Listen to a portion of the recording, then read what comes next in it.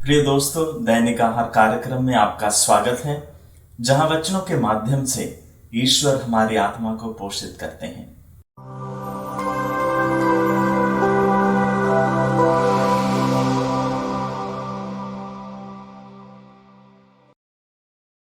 प्रिय दोस्तों, आजकल हम संत यूहन्ना के सुसमाचार से पाठ सुन रहे हैं।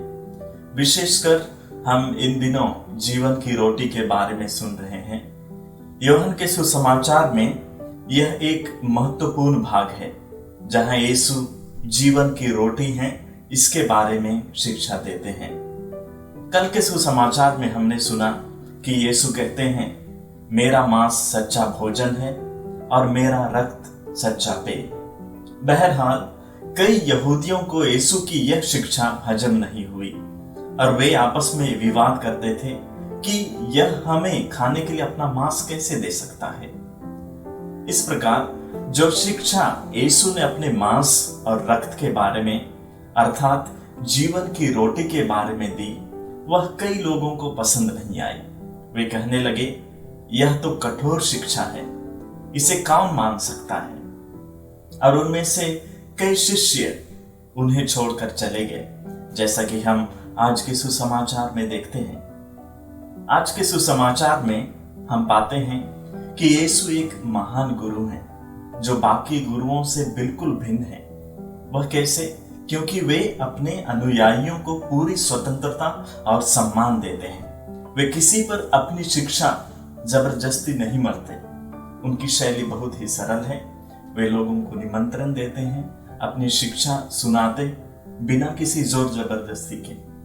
लोग उनकी शिक्षा सुने या ना सुने और उन्हें माने या ना माने, ये उन पर निर्भर करता है। इसलिए जब कई शिष्य उनका साथ छोड़कर उनसे दूर चले जाते हैं, तो वे किसी को नहीं रोकते।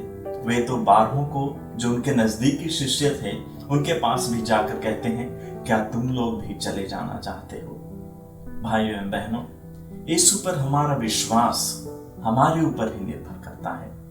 ना ईश्वर हमें जबरदस्ती करते हैं और ना ही कोई व्यक्ति इस संसार में अपने जोर से हमें प्रभावित कर सकता है। यीशु और उनकी शिक्षा पर विश्वास करने के लिए हम सब स्वतंत्र हैं, लेकिन हमारे मन में ज्यादा सवाल या संदेह उत्पन्न होने से हम यीशु और उनकी शिक्षा में विश्वास नहीं कर सकते। अपने तर्क और बुद्धि का अगर हम अत्यधिक इस्तेमाल करें तो यीशु की शिक्षा पर विश्वास नहीं कर पाएंगे। विश्लेषण के माध्यम से धर्म का मर्म नहीं समझा जा सकता, लेकिन हृदय की थाह से ईश्वरीय शिक्षा को समझा जा सकता है। इसका मतलब यह नहीं कि विश्वास से संबंधित हमारे सवालों को हमें स्पष्ट नहीं करना चाहिए।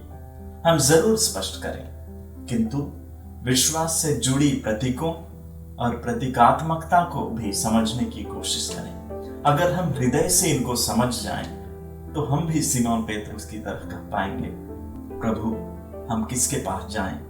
आपके ही शब्दों में अनंत जीवन का संदेश है।